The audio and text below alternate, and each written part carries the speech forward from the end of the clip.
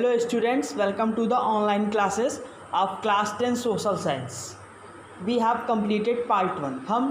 हम लोग का चैप्टर चल रहा है नेशनलिज्म इन इंडिया, उसका पार्ट 1 पढ़ चुके हैं, जिसमें हम लोगों ने फर्स्ट वर्ल्ड वॉर से हमारे इंडिया में क्या इफ़ेक्ट पड़ा उस सब के बारे में पढ़ा, महात्मा गांधी के कुछ मूवमेंट्स के बारे में पढ़ा।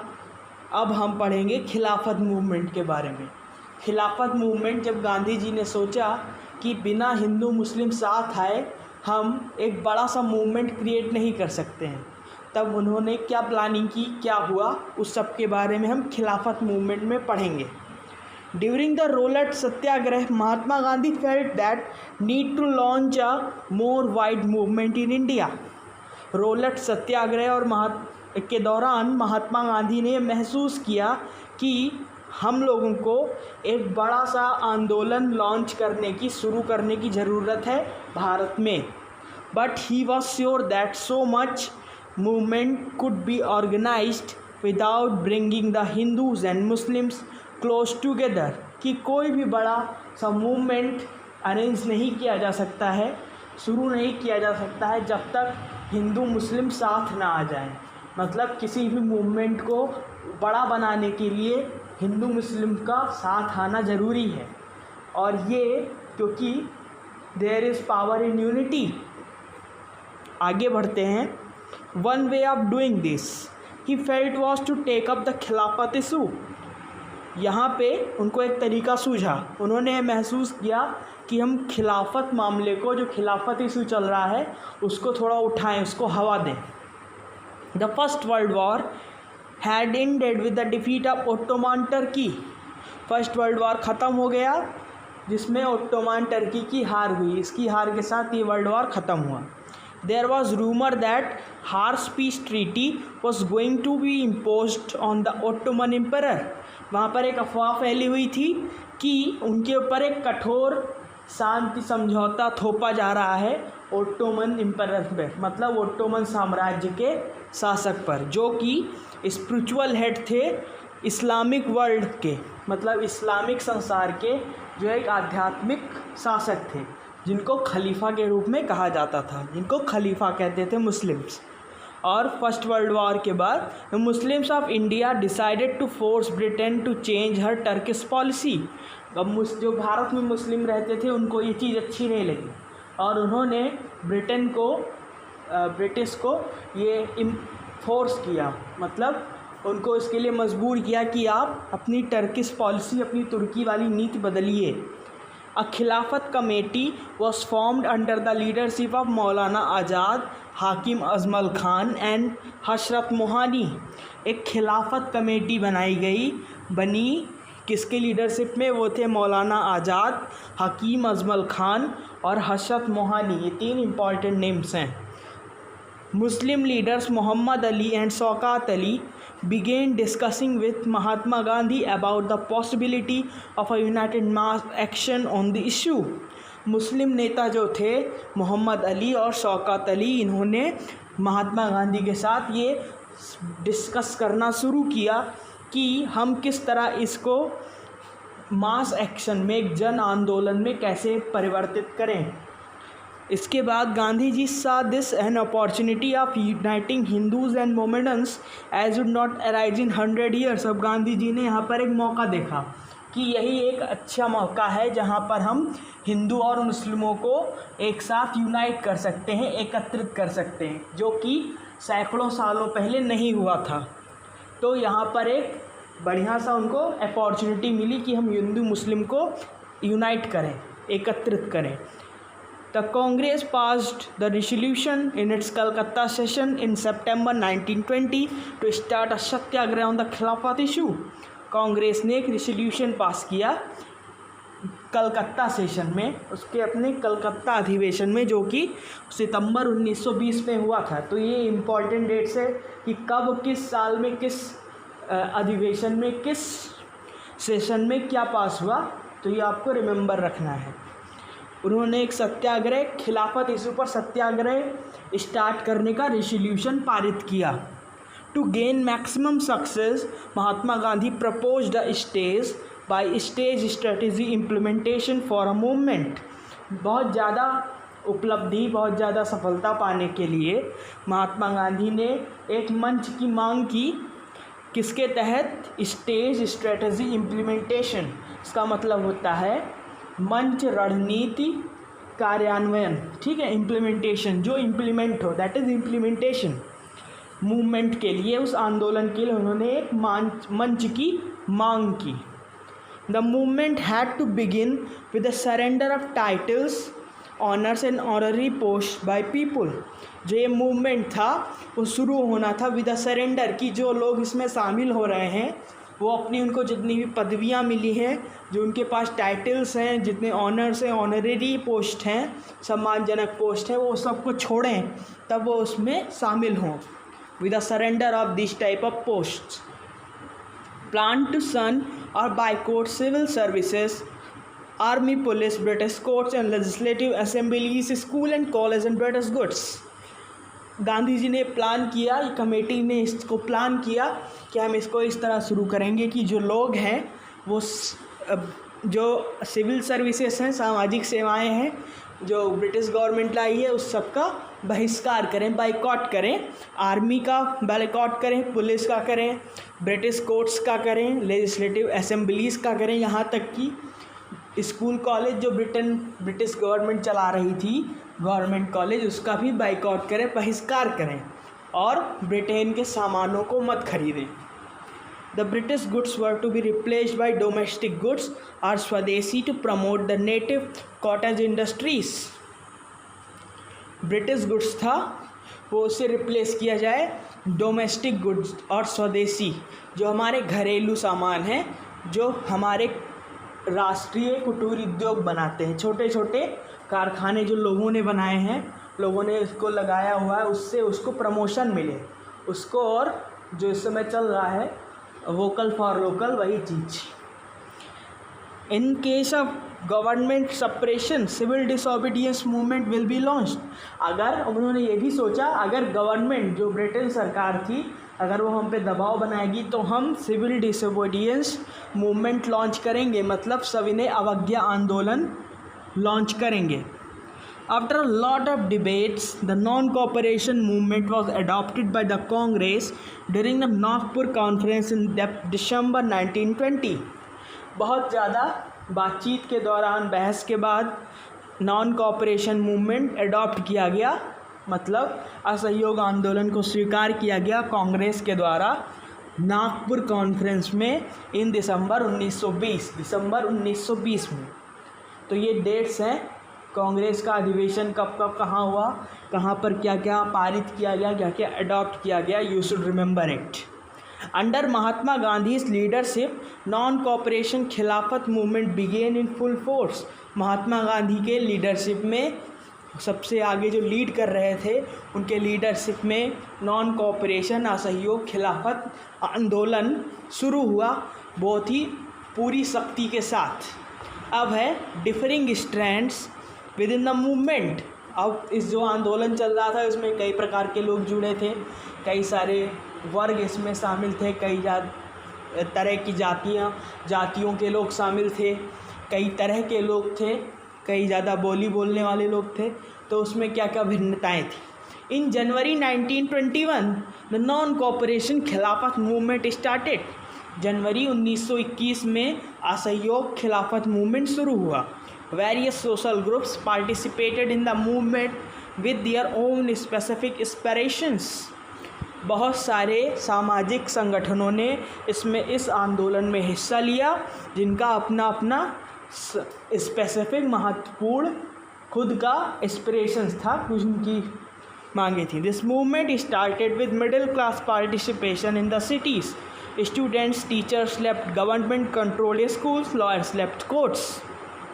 जब ये आंदोलन शुरू हुआ तो मिडिल क्लास ने शहरों में इसमें पार्टिसिपेट किया। स्टूडेंट और टीचर्स ने जो सरकार द्वारा नियंत्रित स्कूल्स थे उन सबको छोड़ दिया, और जो वकील थे उन्होंने अदालतों में भी जाना बंद कर दिया, अदालतों का बहिष्कार किया। तो जैसे हम लोगों ने लास्ट चैप्टर में चैप्टर 1 में पढ़ा था the rise of nationalism in Europe जो हम लोग का चैप्टर था, उसमें भी मिडिल क्लास ने ही आंदोलन खड़ा करने में बढ़िया भूमिका निभाई थी, की रोल प्ले किया था, वही भी यहाँ भी हुआ। How did cultural process help in creating a sense of collective belongingness in India? Very important question. ये आपकी हेडिंग को पहले हम कंटिन्यू करेंगे, फिर इस क्वेश्चन पे आते हैं। Rebellion, the effects of non cooperation movement on the economic front were dramatic, people rejected foreign clothes and handlooms went up. जो इफ़ेक्ट हुआ असहयोग मूवमेंट का इकोनॉमिक फ्रंट पे बहुत ही ड्रामेटिक था। पीपल जो लोग थे उन्होंने फॉरेन क्लॉथ्स को रिजेक्ट कर दिया और handlooms went up. This movement gradually slowed down for a variety of reasons, like expensive khadi cloths were not suitable for the poor people. अब देखिए यहाँ पे मूवमेंट धीमे धीमे क्यों धीमा पड़ गया, इसके बहुत सारे कारण थे। क्योंकि जो गांधी जी ने खादी को प्रमोट किया कि आप खादी पहनिए, ब्रिटेन के कपड़ों को मत पहनिए, तो जो खादी कपड़े थे वो बहुत ज़्यादा एक्सपेंसिव थे और जो गरीब लोग थे वो उसे ख़रीदने में सक्षम नहीं थे, उनके पास इतना पैसा नहीं था कि वो एक्सपेंसिव खादी क्लॉथ्स खरीद सकें। इसीलिए धीमा हो गया। No alternative institutions were set up, और जो छात्रों ने, अध्यापकों ने सरकारी स्कूल छोड़ दिया था, अब वो फिर से उसे ज्वाइन करने लगे। क्यों ज्वाइन करने लगे? क्योंकि उनके पास और कोई विकल्प नहीं था, प्राइवेट स्कूल्स थे नहीं, तो उनकी मजबूरी थी कि उनको पढ़ने पढ़ाने के लिए वही स्कूल ज्वाइन करना पड़ेगा। So the teachers and students finally had to resume their studies and jobs in government schools. Lawyer join back in the government courts, और वकीलों को भी मजबूरन उन्हीं कोर्ट्स में फिर से ज्वाइन करना पड़ा। अब जैसे इस टाइम चल रहा है चाइनीज़ बाइकॉट, अब चाइनीज़ बाइकॉट तो हो रहा है लेकिन उतनी मजबूती से नहीं हो पा रहा है, क्योंकि हमारे पास ज़्यादातर वो मोबाइल टेक्नोलॉजी में आगे हैं, तो हमारे पास जितनी भी कंपनीज़ है वो इतनी एक्सपेंसिव है कि पुअर पीपल जो है, मिडिल क्लास हैं, उसे पे एक्सपेंडिचर करने पे वो एबल नहीं है, उतना वो ख़र्चा नहीं कर पाते, इसलिए मजबूरन उन्हें चाइनीज़ प्रोडक्ट ख़रीदना पड़ता है। तो ये हमने एग्ज़ाम्पल दिया कि इसी तरह का उस टाइम माहौल था, लोग खादी के कपड़ों को ख़रीदने में सक्षम नहीं थे, उनके पास इतना पैसा नहीं था, इसीलिए मजबूरन उन्हें फिर से ब्रिटिश गुड्स का इस्तेमाल करना पड़ा, ब्रिटेन के सामानों का। वही सिस्टम आज है, तो आप आज के पॉइंट ऑफ व्यू से उस मामले को अच्छे से समझ सकते हैं, इसीलिए मैंने उसका एग्ज़ाम्पल दिया। अब उस इम्पॉर्टेंट क्वेश्चन की तरफ रुख करेंगे। How did cultural processes help in creating a sense of collective belongingness in India, और nationalism spread when people begin to believe that they are all part of same nation। तो ये questions हैं, जैसे हम लोगों ने पिछले चैप्टर में भी पढ़ा था कि कल्चर ने कौन सा रोल प्ले किया कि लोगों में, यूरोप के लोगों में राष्ट्रवाद की भावना आई। वही क्वेश्चन सेम है कि इंडिया में कल्चर ने कैसे रोल प्ले किया। तो आंसर पढ़ते हैं। When people belonging to different regions and communities began to develop a sense of collective belongingness and believe that they are all part of the same nation। जब लोग, हमारे यहाँ बहुत टाइप के लोग हैं, आप महाराष्ट्र चले जाइए, आपको महाराष्ट्रियंस मिलेंगे, मराठी मिलेंगे, यूपी बिहार में आएंगे नॉर्थ इंडियन मिलेंगे, साउथ में जाएंगे डिफरेंट टाइप के लोग मिलेंगे, नॉर्थ ईस्ट में जाएंगे डिफरेंट टाइप के लोग मिलेंगे। तो ये जो लोग थे डिफरेंट कम्युनिटी के, जब उनके अंदर ये भावना आई कि हम एक ही देश के लोग हैं, तो the sense of collective belongingness no doubt develops through the feeling of united struggles. इसमें कोई संदेह नहीं था कि जो हम लोगों ने एकत्रित होकर संघर्ष किया, इसी कारण हमारे अंदर ये भावना पैदा हुई। But many cultural processes also contribute to it was seen in India during the freedom struggle. Culture ने भी इसमें रोल प्ले किया, जो हम इंडिया के फ्रीडम स्ट्रगल के दौरान देख सकते हैं। The identity of a nation is more often symbolized in a figure or image. There is the identity of India came to be visually associated with the image of Bharat माता।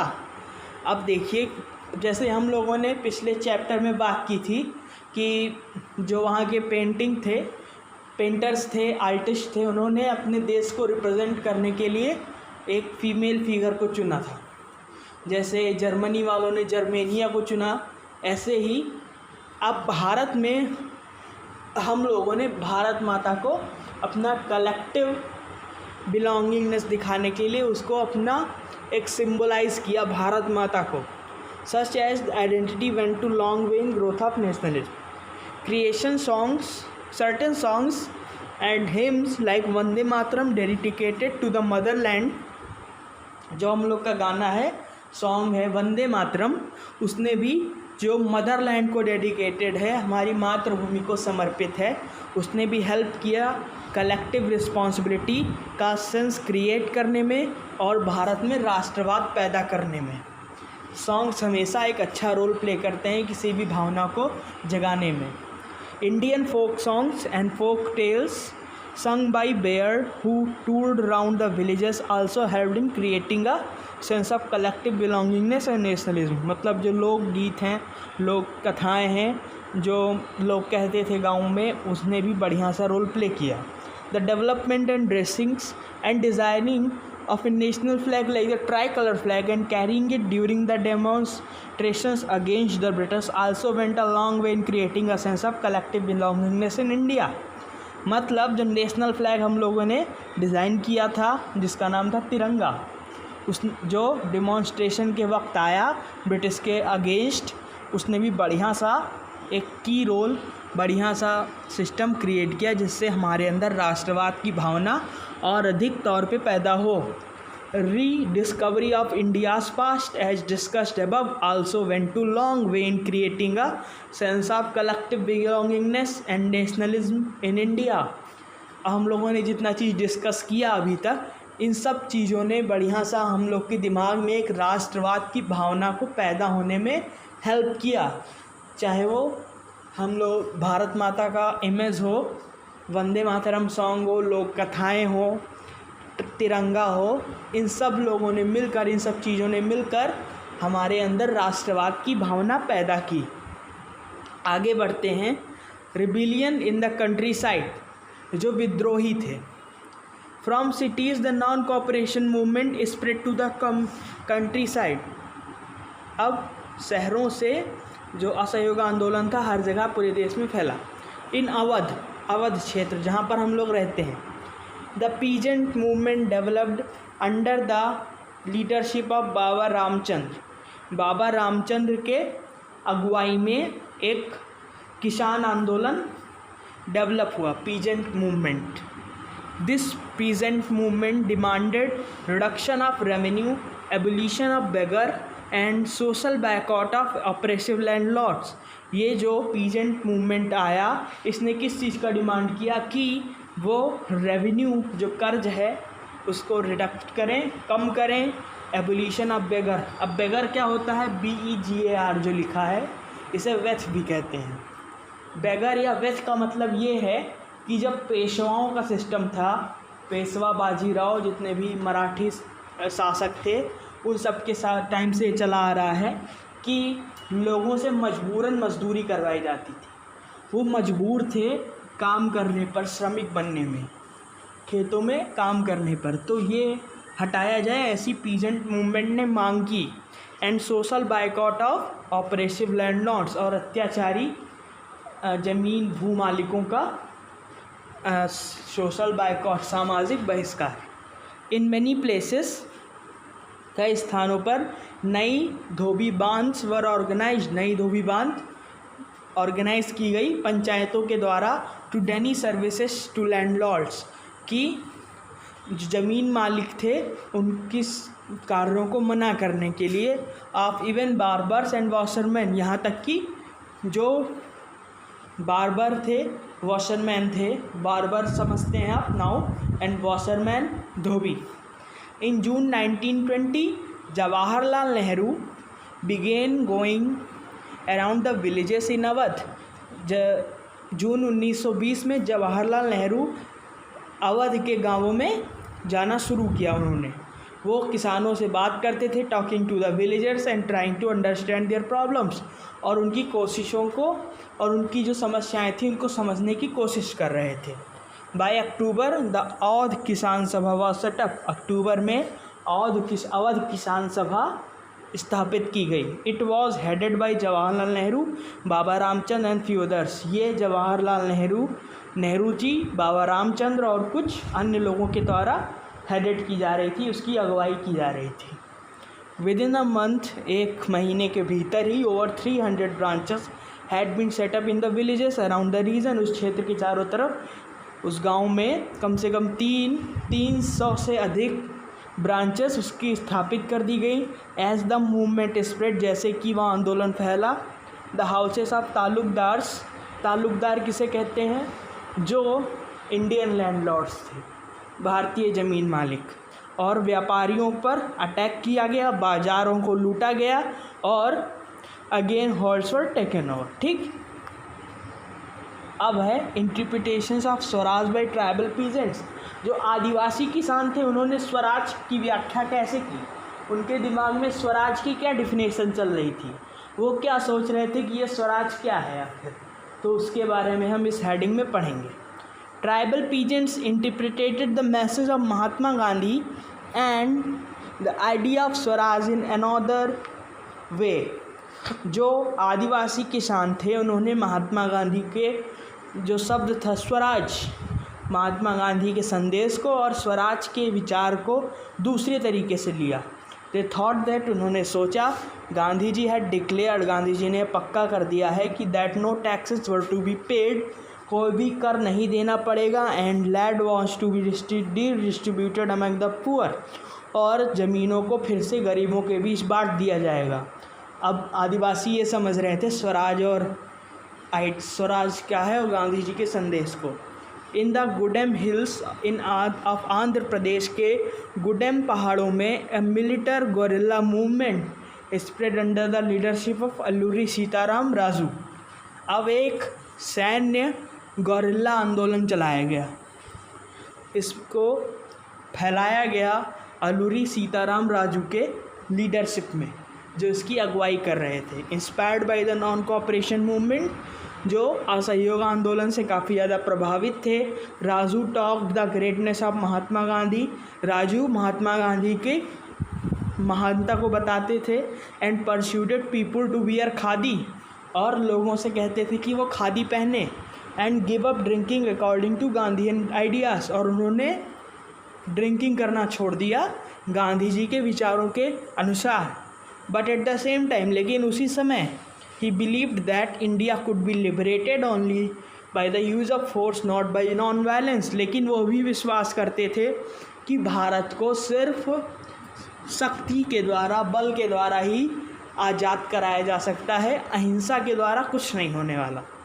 The Gudem rebels attacked police stations, जो गुडेम विद्रोही थे उन्होंने police station पर attack किया। Attempted to kill British officials, British अधिकारियों को मार डाला। And carried on guerrilla warfare, और गोरिल्ला युद्ध को जारी रखा। फॉर अचीविंग स्वराज, स्वराज को हासिल करने के लिए। राजू वॉज कैप्चर्ड, राजू को पकड़ लिया गया एंड एग्जीक्यूटेड इन 1924, और 1924 में उसे मार डाला गया। And gradually became a folk hero, और अब वो एक लोक नायक बन चुका था। जो अल्लूरी सीताराम राजू थे अब वो एक लोक नायक बन चुके थे, एक फोक हीरो बन चुके थे। इसके बाद है स्वराज इन द प्लांटेशंस। अब असम में जो चाय के बगीचे थे, चाय के बागान थे, उनमें जो प्लांटेशन करते थे, जो पौधे लगाते थे, उन्होंने स्वराज को क्या समझा? Swaraj in the plantations.